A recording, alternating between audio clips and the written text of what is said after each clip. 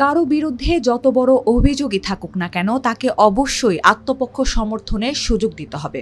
বিশ্বের যে কোনো আইন তাই বলে। তবে আইনের তোয়াক্কা না করে অনেকটা স্বৈরাচারী কায়দায় লাতিন আমেরিকা উপকূলে একের পর এক মাদক বিরোধী অভিযান চালাচ্ছে ট্রাম্প প্রশাসন। সন্দেহজনক মাদকবাহী নৌযান লক্ষ্য করে সেপ্টেম্বর থেকে এ পর্যন্ত অন্তত ২২টি সামরিক হামলা চালিয়েছে যুক্তরাষ্ট্র। এসব হামলায় নিহত হয়েছেন অন্তত ৮৬ জন। আইন বিশেষজ্ঞ ও আন্তর্জাতিক সংস্থার কর্মকর্তারা বলছেন, এভাবে হামলা চালানো আন্তর্জাতিক আইনের লঙ্ঘন এবং প্রকাশ্য বিচার বহির্ভূত হত্যার শামিল। জাতিসংঘের সন্ত্রাস বিরোধী ও মানবাধিকার বিষয়ক বিশেষ দূত বেনসল আল জাজিরাকে জানিয়েছেন, যুক্তরাষ্ট্র এমনটা করবে আমি কখনো ভাবতেও পারিনি। এটি প্রমাণ করে যে ট্রাম্প প্রশাসন আন্তর্জাতিক আইন বা কনভেনশনের বিন্দুমাত্র তোয়াক্কা করছে না। জাতিসংঘ সনদ, জেনেভা কনভেনশন এবং দ্য হেগ কনভেনশন তিনটিতেই বিচার বহির্ভূত হত্যাকাণ্ড ও আত্মরক্ষা ব্যতীত আন্তর্জাতিক বলপ্রয়োগ স্পষ্টভাবে নিষিদ্ধ। তবুও ট্রাম্প প্রশাসন দাবি করছে নৌযানগুলোতে মারাত্মক মাদক বহন করা হচ্ছিল এবং মাদক চক্রের সদস্যরা অবৈধ যোদ্ধা, তাই তাদের বিরুদ্ধে সামরিক ব্যবস্থা নেওয়া আইনসম্মত।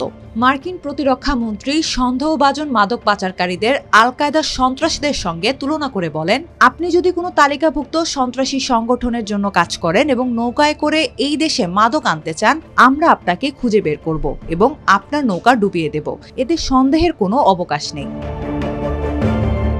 আইনবিদরা প্রশাসনের এই ব্যাখ্যাকে অবৈধ ও যুক্তিহীন বলে অভিহিত করেছেন। ইয়েশিবা বিশ্ববিদ্যালয়ের আইন অধ্যাপক রেবেকা ইয়াংবার বলেন, প্রশাসন অপরাধমূলক কর্মকাণ্ডকে সশস্ত্র আক্রমণ হিসেবে দেখিয়ে সামরিক শক্তি ব্যবহারের বৈধতা তৈরির চেষ্টা করছে।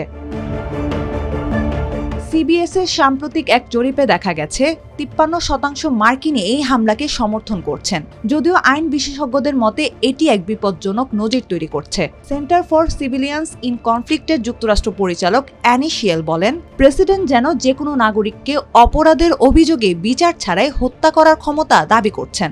এখানে কোনো সীমারেখা নেই, আর এটি গোটা বিশ্বের মানুষের জন্য অত্যন্ত ঝুঁকিপূর্ণ।